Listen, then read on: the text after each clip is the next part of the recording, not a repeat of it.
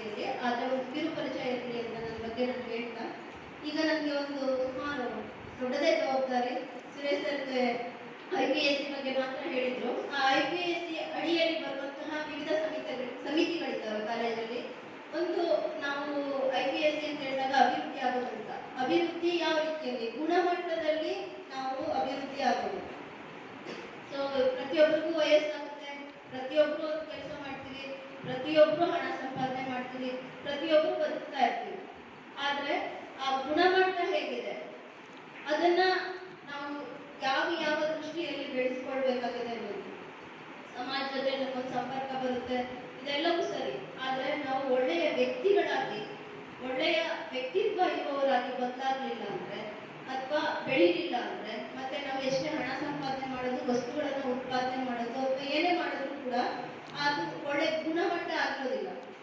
ಹಾಗಾಗಿ ಒಟ್ಟಾರೆಯಾಗಿ ಬರೀ ನಿಮ್ಮ ಮಾರ್ಕ್ಸ್ ಮಾತ್ರ ಅಲ್ಲ ನಿಮ್ಮ ಗುಣಮಟ್ಟ, ನಿಮ್ಮ ಡಿಗ್ರಿ ಸರ್ಟಿಫಿಕೇಟ್ ಮಾತ್ರ ಅಲ್ಲ ನಿಮ್ಮ ಗುಣಮಟ್ಟ, ಒಟ್ಟಾರೆ ನಿಮ್ಮ ವ್ಯಕ್ತಿತ್ವದ ಮತ್ತೆ ನೀವು ಯಾವುದನ್ನ ಪಡ್ಕೊಂಡು ಇಳಿದ ಹೋಗ್ತೀರಾ ಆ ಎಲ್ಲ ವಿಚಾರಗಳಲ್ಲೂ ನಿಮ್ಮ ಗುಣಮಟ್ಟ ಏನಿದೆ ಅದು ಸುಧಾರಿಸಬೇಕು ಅಂದ್ರೆ ಕೇವಲ ನಿಮಗಿರೋ ಟೆಕ್ಸ್ಟ್ ಮಾತ್ರ ಸಾಕಾಗೋದಿಲ್ಲ.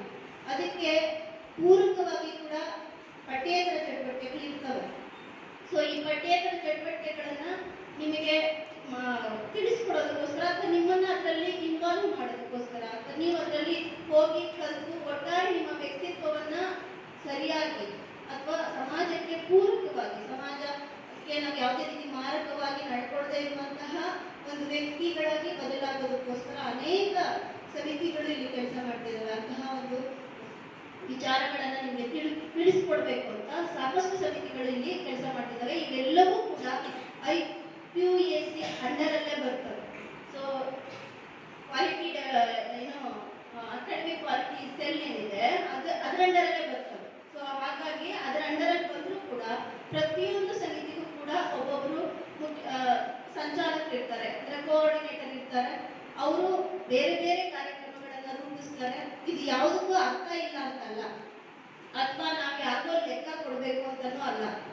ಆರ್ಟ್ ಮಾಡ್ಬೇಕಾದ್ರೆ ನಾವು ನಿಮ್ಮನ್ನೆಲ್ಲ ಕೂರಿಸಿ ಒಂದೇ ದಿನದಲ್ಲಿ ಅದು ಪ್ರೋಗ್ರಾಮ್ ಫೋಟೋಸ್ ತೆಗೆದು ನಾವು ಮಾಡಿದ್ವಿ ಅಂತ ತೋರಿಸ್ಬೋದು. ಅದ್ರ ಉದ್ದೇಶ ಅದಲ್ಲ. ನಾವು ಕಾರ್ಯಕ್ರಮಗಳನ್ನ ಯಾಕೆ ಮಾಡ್ತಿದ್ದೀವಿ, ಯಾಕೆ ಇಷ್ಟು ಸಮಿತಿಗಳಿದ್ದಾವೆ ಅಂದ್ರೆ ನಿಜವಾಗ್ಲೂ ಕೂಡ ನಿಮ್ಮ ವ್ಯಕ್ತಿತ್ವ ಅಥವಾ ನಿಮ್ಮಲ್ಲಿ ಏನು ಬೇಕಾಗಿದೆ, ನಿಮಗೆ ಸಂಪೂರ್ಣವಾಗಿ ನೀವು ಅಭಿವೃದ್ಧಿ ಹೊಂದೋದಕ್ಕೆ ಏನೆಲ್ಲ ವಿಚಾರಗಳು ಬೇಕಾಗಿದೆ ಅದೆಲ್ಲವೂ ಕೂಡ ನಿಮಗೆ ಹೋಗಿ ಮುಟ್ಬೇಕು ಅನ್ನೋ ಕಾರಣಕ್ಕೆ ನಿಜವಾಗ್ಲೂ ಕಾರ್ಯಕ್ರಮಗಳನ್ನ ನಿಮಗೋಸ್ಕರನೇ ಮಾಡ್ತಾ ಇರ್ತಾರೆ. ಅದಕ್ಕೆ ಸಾಕಷ್ಟು ಶ್ರಮನೂ ಪಟ್ಟಿರ್ತಾರೆ, ಮತ್ತೆ ಸಮಯನೂ ವ್ಯರ್ಥ ಮಾಡಿರ್ತಾರೆ.